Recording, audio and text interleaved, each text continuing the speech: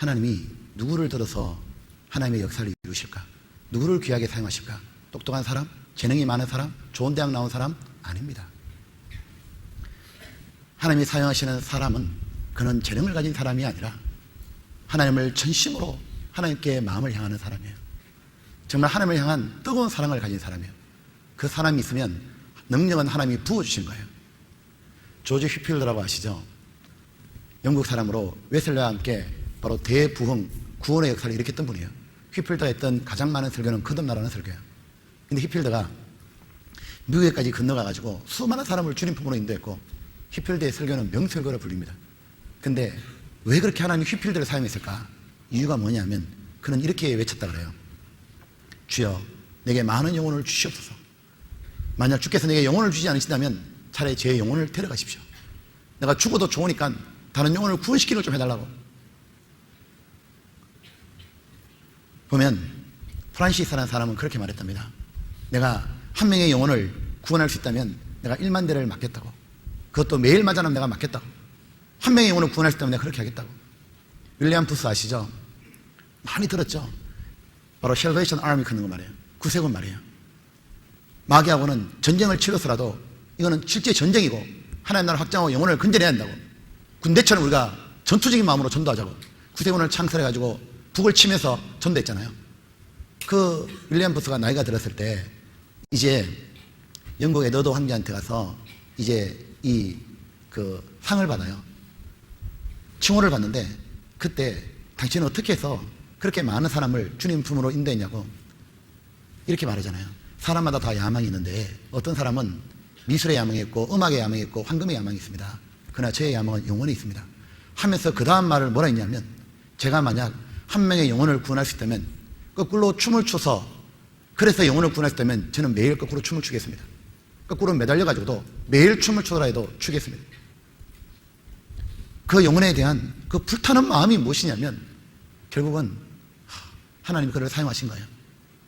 왜 하필 모세입니까? 이스라엘 많은 사람이 있는데 그 많은 지도자, 뛰어난 사람이 얼마나 많았겠어요? 이스라엘 출애굽에서 광야를 지나서 이제 가나안 땅 가기까지 그 수많은 이스라엘 사람들,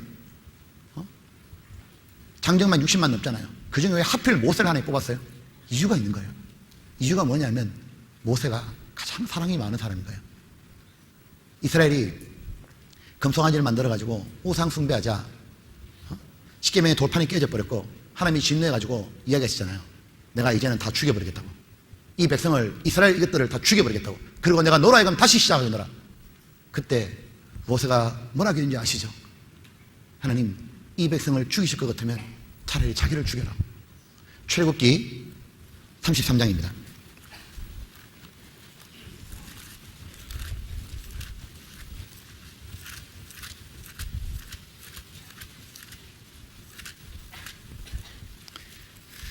(33장) 32장 32절입니다.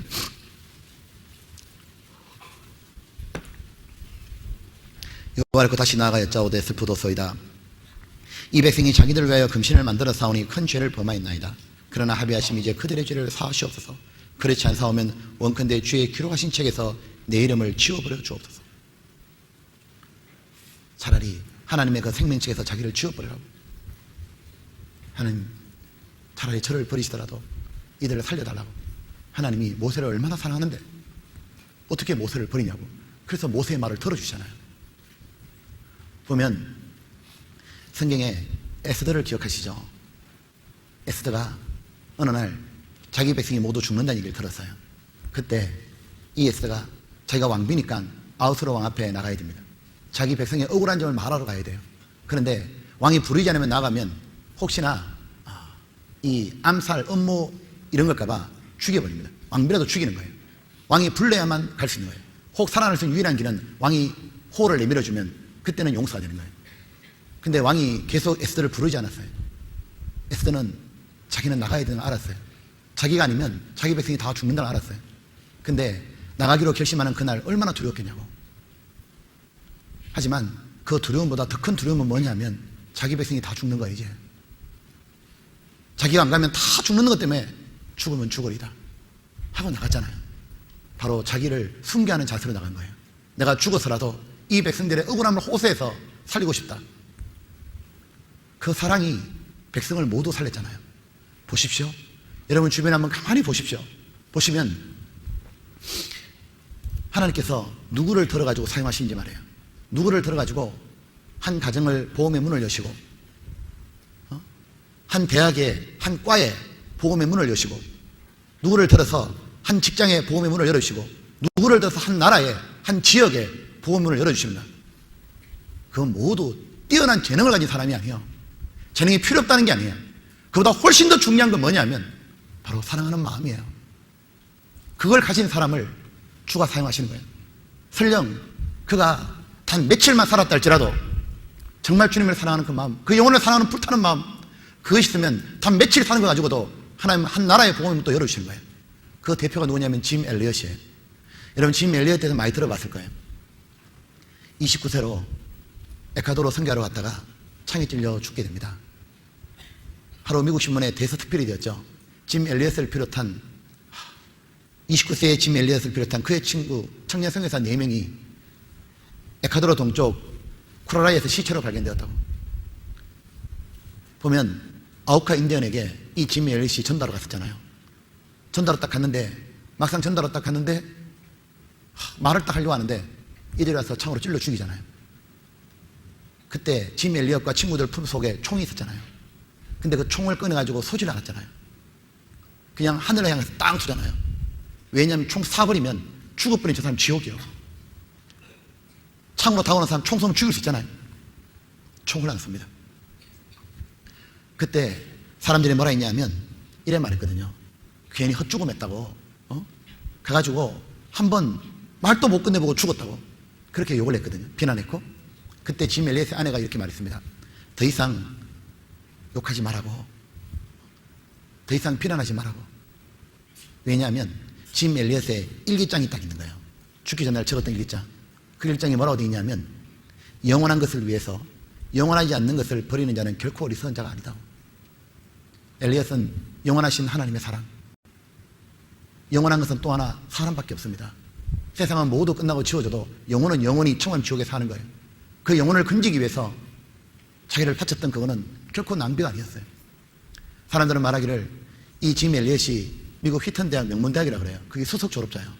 그 친구들도 아주 앞날이 촉망되는 사람이에요. 장래가 보장되어 있는데 너무 헛되게 죽었다고 이야기했거든요. 그러나 헛되게 죽은 게 아니에요. 결국 에콰도르 선교의 문이 다 열렸잖아요. 그 아내들이 들어가서 다시 전도해서 문이 열렸잖아요.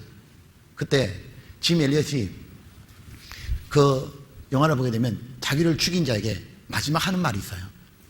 뭔지 기억나요? 창으로 딱 찌르는 자에게 뭐라 말하냐면 비아보아 눈보아 그럽니다. 그게 뭐냐면 죽이는 자에게 나는 당신의 진정한 친구입니다. 나는 당신의 진정한 친구라고. 바로 그 사랑이 에콰도르의 복음의 문을 연 거예요. 한나라의 복음의 문을 열었고, 그 사랑이 짧게 살다 갔지만 얼마나 많은 사람들을 선교사로 지원하게 했는지 몰라요. 보면 우리나라도 마찬가지잖아요. 우리나라에 해외 선교하신 분들이 들어왔어요. 우리나라 최초로 성경을 전해주다가 순교했던 분이 토마스 선교사님 아시죠? 그가 중국에 선교하다가 자기 아내가 아이를 낳다가 죽었어요. 선교를 포기하려고 하는데 조선 사람을 만나가지고 같이 한국에서 전도하기 시작했잖아요. 이제 전도해 보려고 이 한국어 성경 하나 번역해가지고 이제 전도를 시작하려고 하는데 잡혀가지고 참수당하잖아요. 그때 성경 중에서 이거는 꼭 읽어보라고, 이거 꼭 읽어보라고.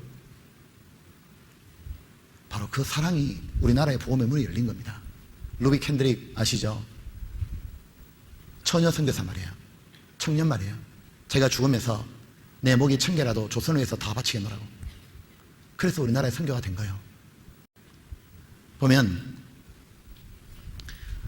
하나님이 누구를 들어가지고 누구를 들어서 하나님 일을 하느냐 하면 재능이 뛰어난 사람이 아니에요. 은사가 많은 사람이 아니에요. 돈이 많이 가진 사람이 아니에요. 지식이 많은 사람이 아니에요. 가장 중요한 건 하나님의 사랑을 가득 품은 사람이에요. 하나님을 뜨겁게 사랑하고 영혼에 대해서 불타는 마음을 가진 사람들 말이에요. 하나님이 그 사람을 들어서 하나님이 역사를 이루시는 거예요.